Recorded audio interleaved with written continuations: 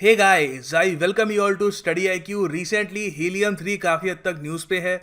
बहुत सारे लोगों ने मुझे मैसेज भेजे कि हीलियम 3 के बारे में बताइए, क्या इसरो यहाँ पे माइनिंग करेगा हीलियम 3 की चंद्रमा की सतह पर। देखो, पहली बात तो ये जो माइनिंग अगर करेगा, अभी मैं बताऊंगा आपको इस सब के बारे में। अभी ये काफ़ी दशकों बाद हम देखेंगे, मगर क्वेश्चन ये उठ रहे हैं कि अभी जो चंद्रयान 2 मिशन के अंडर इसरो चांद की सतह पर एक रोवर उतारेगा, कुछ ऐसा। ये रोवर इंडिया चांद की सतह पे उतारेगा कुछ सालों में। अब चंद्रयान 2 में क्या इसरो ये कोशिश करेगा कि यहाँ पे जो चंद्रमा की सतह है वहाँ पे ये ढूंढे कि हीलियम 3 की प्रेजेंस है या नहीं, और इसको लेके आने वाले टाइम में इन्हें के क्या प्लान्स हो सकते हैं, बाकी कंट्रीज़ का क्या स्टेटस है यहाँ पर, और हीलियम 3 इतना इम्पॉर्टेंट है क्यों, एनर्जी नीड्स के लिए हीलियम 3 इतना इम्पॉर्टेंट क्यों होने वाला है आने वाले कई सेंचुरीज तक। तो यहाँ पे सब कुछ जानेंगे, lot to know, lot to discuss. Video की स्टार्टिंग से पहले मैं आपको बता दूं कि स्टडी है क्योंकि पेन ड्राइव और एंड्रॉइड कोर्सेज आते हैं वेरियस एग्जाम्स के लिए, SSC, bank, RBI grade B, law exams, किसी भी एग्जाम की तैयारी घर बैठ के या कहीं भी आप कर सकते हैं with our pen drive courses. और अभी इन कोर्सेज पर अप टू 50% का डिस्काउंट चल रहा है जो आप अवेल कर सकते हैं 30 जून 2018 तक studyIQ.com पे जाके। और देखो, सबसे पहले तो मैं आपको ये बताना चाहता हूँ कि चंद्रयान 2 पर मैं ऑलरेडी एक वीडियो बना चुका हूँ। आप अगर यहाँ पे यूट्यूब के सर्च बार में टाइप करोगे StudyIQ चंद्रयान 2 तो वहाँ पे ये वीडियो आपको मिल जाएगी। यहाँ पे मैंने पूरा डिटेल में समझाया कि ये मिशन किस तरीके से काम करेगा, रोवर किस तरीके से मून की सतह पर उतरेगा। मगर इस वीडियो में मैंने एक टॉपिक पर बात नहीं करी, और कुछ लोगों ने उस वक्त मुझसे पूछा भी था 3 महीने पहले कि आपने इस वीडियो में हीलियम 3 का जिक्र क्यों नहीं किया। देखो, हीलियम 3 के बारे में कुछ एक ब्रीफ इंट्रोडक्शन दे रहा हूँ, आगे जाके और बताऊंगा। हीलियम 3 बेसिकली एक काफ़ी बड़ा सोर्स ऑफ एनर्जी है जो चंद्रमा की सतह पर मौजूद है।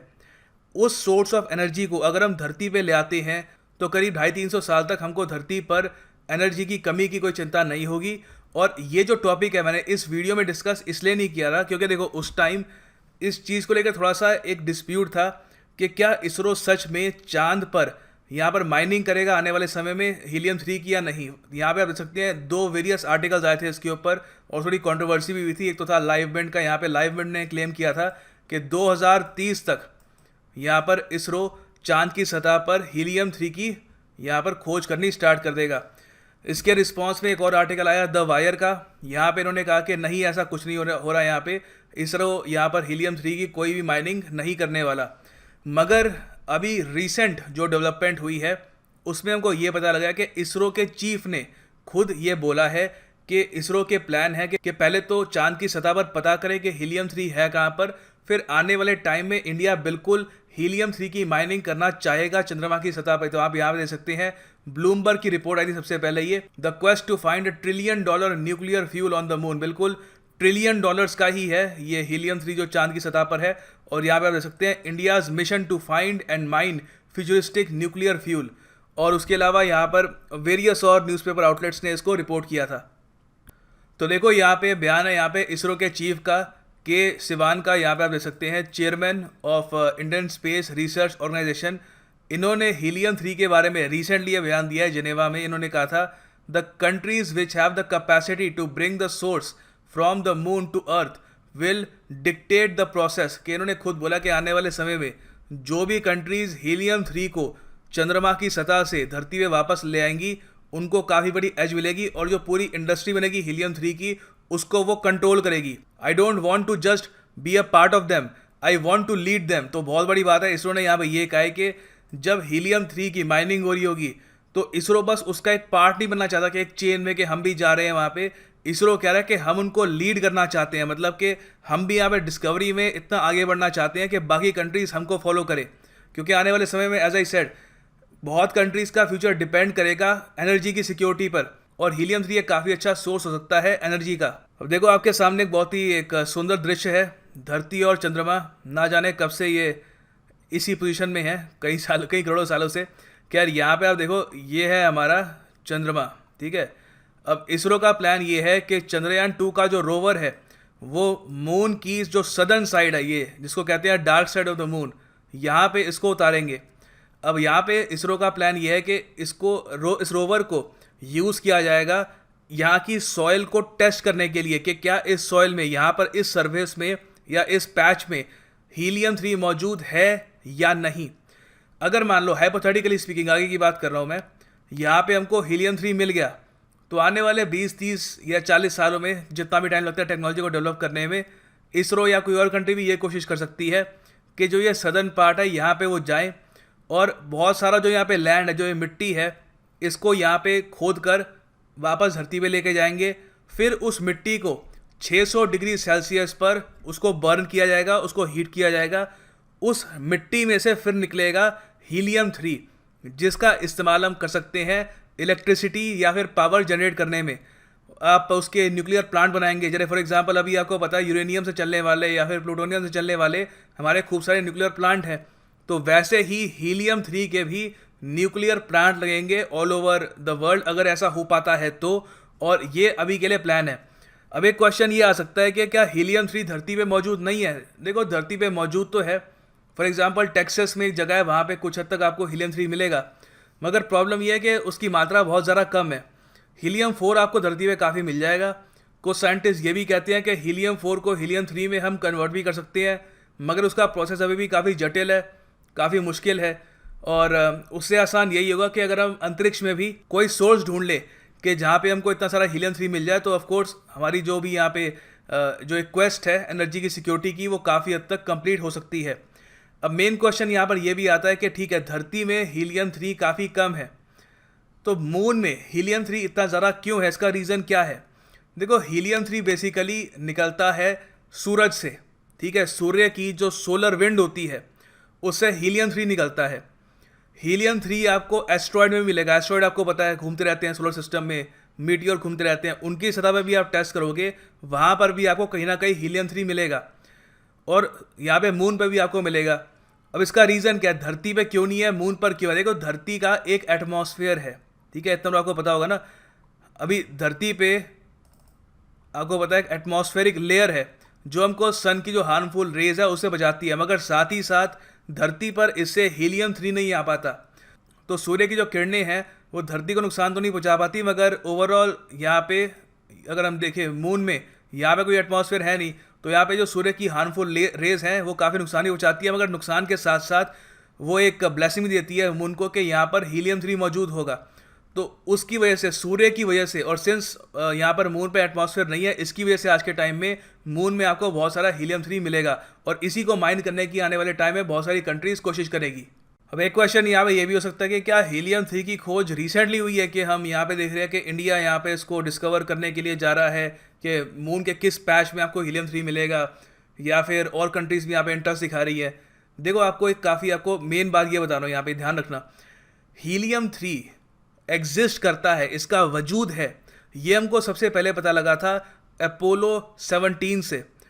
आपको पता है यूएस ने बहुत सारे मिशंस भेजे हैं टू द मून, तो अपोलो 17 के जो एस्ट्रोनॉट्स थे उसमें से एक थे हैरिसन श्मिट। ये बेसिकली एक जियोलॉजिस्ट थे। इनको ये काम तो दिया था कि ये मून में जाएंगे, मगर साथ साथ इन्होंने जियोलॉजी भी काफ़ी पढ़ रखी थी।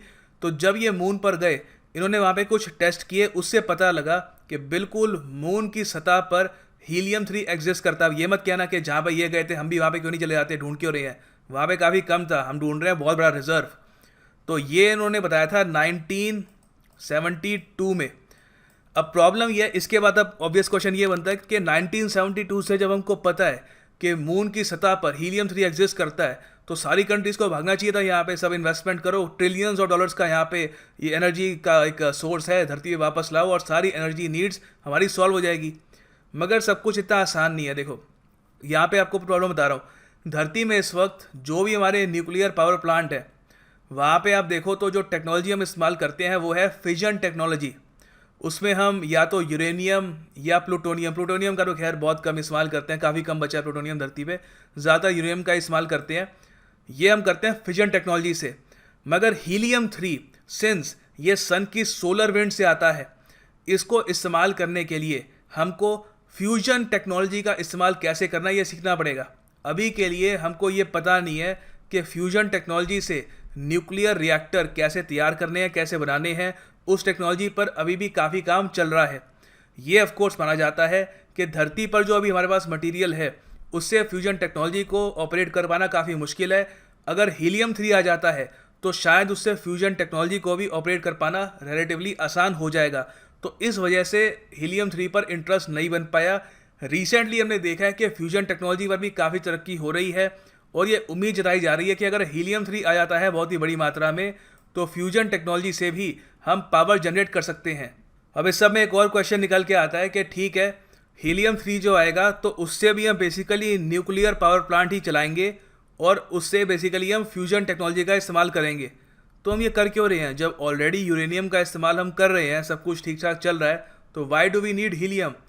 देखो, पहली बात तो यूरेनियम के भी रिजर्व्स हैं, कभी ना कभी ख़त्म हो सकते हैं, एक तो एस्पेक्ट यहाँ पर ये है।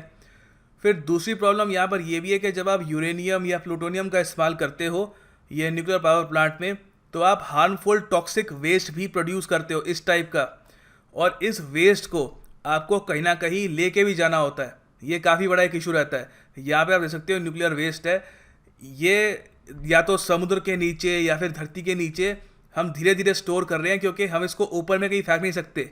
ये बहुत ज़्यादा डेंजरस है, इंसानों को काफ़ी बीमारियाँ, काफ़ी इश्यूज हो सकती हैं, लोग मर सकते हैं इसके करीब आकर। तो अभी के लिए हम ये करते हैं, फॉर एग्जाम्पल ये आपके सामने ये जो आप देख रहे हो नीचे बैरल है, मैं उम्मीद करता हूँ आप देख पा रहे होगे, यहाँ पे खूब सारे जो पानी देख रहे हो इसके नीचे बैरल है, ये सारा न्यूक्लियर वेस्ट है। और जिस तरीके से आने वाले दुनिया की हर कंट्री में आपको न्यूक्लियर पावर प्लांट दिखेगा, तो ये न्यूक्लियर वेस्ट की मात्रा भी बहुत बढ़ने वाली है, इसको स्टोर करने के लिए जगह भी काफ़ी कम पड़ने वाली है। और वर्स्ट केस सिनेरियो ये हो सकता है कि कभी अगर मान लो कुछ अर्थक्वेक आ जाता है या कुछ और एक अनहोनी हो जाती है और ये न्यूक्लियर वेस्ट है ये बहुत ही बड़ी मात्रा में लीक हो जाता है, तो बहुत बड़ी तबाही भी आ सकती है, काफ़ी एक ख़राब होगा पूरे एनवायरनमेंट के लिए। तो ये सब देखते हुए भी हमको काफ़ी एक बेनिफिशियल रहेगा अगर हम फ्यूजन टेक्नोलॉजी को परफेक्ट कर लें और हीलियम 3 को इस्तेमाल करना स्टार्ट कर लें। अब देखो, सिंस इसरो के चीफ ने ये बात क्लियर कर ली है कि इंडिया भी हीलियम 3 को माइन करने का एक प्लान बना रहा है, और अब पता नहीं कब होगा, 2030 में होगा, 40 में होगा, टाइम लगेगा। क्योंकि सीधी सी बात है, आपको एक चीज़ धरती से पहले तो बाहर लेके मून पर लेके जानी है, वहाँ पे माइनिंग करोगे, बहुत सारा वज़न यहाँ पे ऐड होगा कार्गो में, फिर उसको जब आप धरती पे लेके जाओगे तो जो धरती का एटमॉस्फेयर है उसको डैमेज ना करे, ये भी आपको देखना होगा। तो काफ़ी एक जटिल मिशन होगा, टाइम लगेगा इसमें भी। तो यहाँ पर इंडिया को बेसिकली पहले क्या करना पड़ेगा, एक लेजिस्लेशन यहाँ पे इंट्रोड्यूस करनी पड़ेगी, जिससे इंडिया ये कह सके कि अगर मान लो किसी मीटियोर, किसी एस्ट्रॉयड जो है, जो अंतरिक्ष में है, या चंद्रमा या किसी भी प्लैनेट पर कल को इंडियन एस्ट्रोनॉट्स को अगर कुछ भी मिलता है तो वो इंडिया का होगा। ये बहुत इंपॉर्टेंट बात बता रहा हूँ अभी, क्योंकि अभी के लिए ये माना जाता है कि स्पेस किसी का भी नहीं है, ठीक है। स्पेस में अगर मान लो कुछ आपको एक अद्भुत चीज़ मिल जाती है तो कोई कंट्री ये नहीं कह सकती कि वो उसकी है, सिवाय 2 कंट्रीज़ के। अभी तक के लिए सिर्फ 2 कंट्रीज है दुनिया की, एक तो है लक्समबर्ग जो यूरोप का एक बहुत ही छोटा देश है, इसकी कैपिटल ही है लक्समबर्ग, और फिर यूनाइटेड स्टेट्स ऑफ अमेरिका।